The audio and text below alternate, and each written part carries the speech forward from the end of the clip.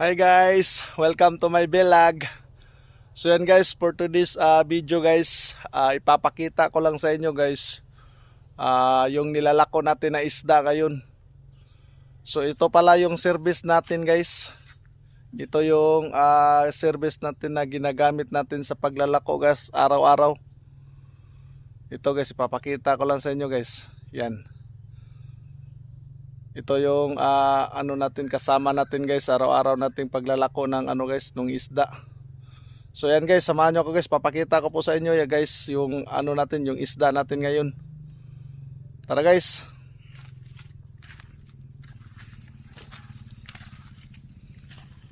So ito pala yung bangus guys. Yan. Napakalaki guys kasi yung isang piraso guys aabot ng 1 kilo. Yung isa.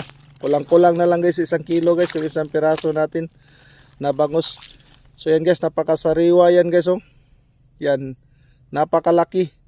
Mura lang yung binta natin dito guys. So ito yung mga bangus natin. Yan oh. Napakasariwa guys. Kung makikita nyo guys. So ito naman yung ito naman yung pusit natin. Yung tawag sa amin dito yung nukos. So yan, napakasariwa din guys oh. Napakalaki. Yung isang piraso niyan. Napakasariwa. Mura din to guys. Napakamura yung binta natin ngayon. Napakasariwa yung isda natin. So yan guys oh, kung makikita nyo guys, napakasariwa talaga. Yan, bangus. So yan, dito muna tayo ngayon guys kasi sobra na pong init. Pahinga muna tayo saglit. So yan, papakita ko lang sa inyo guys kung saan tayo pupunta ngayon. Ayan, kung makikita nyo yung daanan na yan guys, lubak-lubak yun kasi rough road guys. Papunta tayo doon sa bundok kasi marami tayong mga suki doon.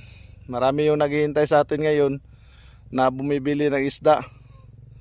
So ngayon pahinga muna tayo saglit, mga ilang minuto, tapos aakyat tayo doon. Marami tayong suki doon. Yan, ipapakita ko lang sa inyo guys. Napakaano yung mga daan guys, napakalubak kasi rough road dito guys eh. Yan, dito muna tayo saglit guys. Yan, papakita ko sa inyo guys. Dito muna tayo, sumilong muna tayo guys kasi ang init. Maya maya guys, aalis na tayo. Papunta tayo doon. Yan, napakainit na ngayon guys. So ayan guys, please guys subscribe my YouTube channel guys. And thank you for watching guys. Bye bye.